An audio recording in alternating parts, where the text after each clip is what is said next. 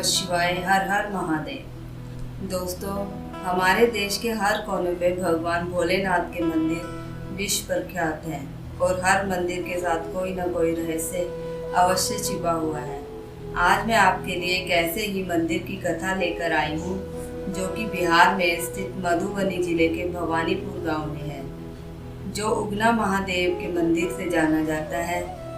यहीं पर भगवान शिव एक भक्त के लिए नौकर बने थे।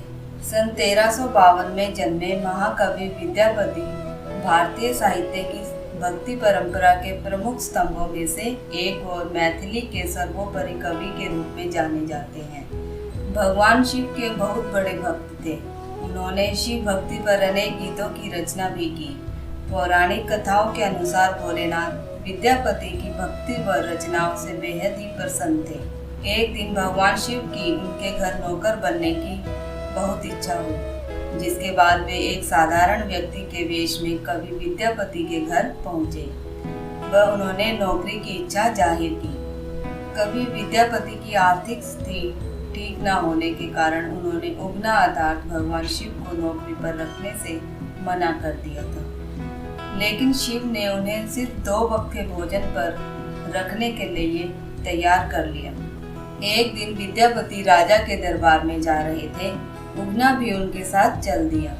तेज गर्मी और धूप के कारण विद्यापति का गला सूखने लगा। आसपास जल का कोई स्रोत नहीं था। विद्यापति ने उगना से जल का प्रबंध करने को कहा। भगवान शिव ने थोड़ा दूर जाकर अपनी जटा खोली व एक लोटा जल लेकर आए। विद्यापति ने जल जब पिया तो उन्हें गंगा जल का स्वाद आया। उन्होंने सोचा कि इस वन में यह जल कहाँ से आया होगा। विद्यापति को संदेह हो गया कि उगना स्वयं शिव भगवान है। जब विद्यापति उगना को शिव संबोधित करके उनके चरणों में पड़ गए तो शिव को अपने वास्तविक स्वरूप में आना पड़ा। शिव ने कवि विद्यापति के साथ रहने की इच्छा जताई, लेकिन उन्होंने कहा कि मैं तुम्हारे साथ उगना बनकर ही रहूंगा।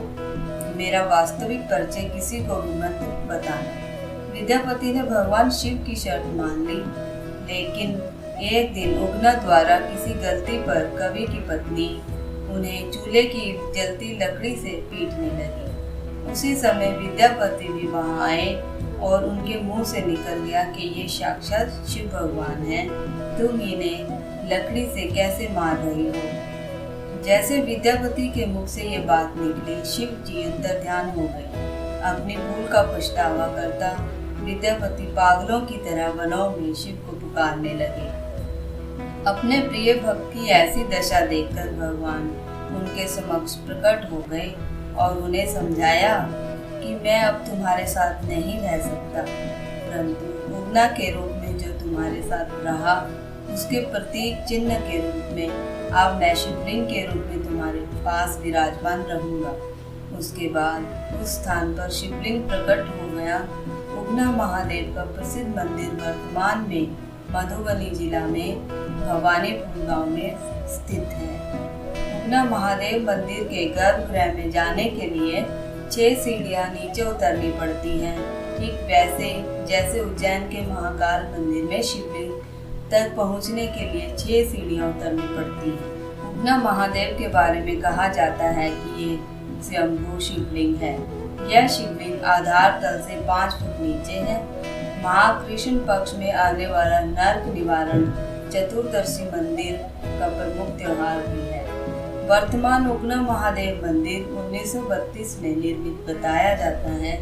कहा जाता है कि 1934 के भूकंप में मंदिर का बाल भी बांका नहीं हुआ था। अब मंदिर का परिसर काफी भव्य बन गया है। मुख्य मंदिर के अलावा परिसर में यज्ञशाला, संस्कारशाला भी बनाई गई है। मंदिर के सामने सुंदर सरोवर है। पास में ही एक कुआं भी है। इस कुएं के बारे में कहा जाता है कि शिव जी ने यहीं से पानी निकाला था। काफी श्रद्धालु इसका पानी पीने के लिए ही यहाँ आते हैं। इसलिए दोस्तों, भक्त और भगवान के बीच बहुत अटूट रिश्ता होता है। जिस प्रकार सच्चा भक्त भगवान के बिना नहीं रह सकता, उसी प्रकार भगवान भी अपने भक्तों के बगैर अधूरे हैं। आप भगवान के साथ जो रिश्ता जोड़ेंगे, भगवान भी वह रिश्ता आपके साथ निभाएंगे। तो चलिए प्रेम से जयकारा लगाएं। ओम नमः शिवाय, हर हर महादेव, हरे कृष्णा, राधे राधे। दोस्तों प्लीज़ मेरे चैनल को सब्सक्राइब करें और ज़्यादा से ज़्यादा शेयर करें। धन्यवाद।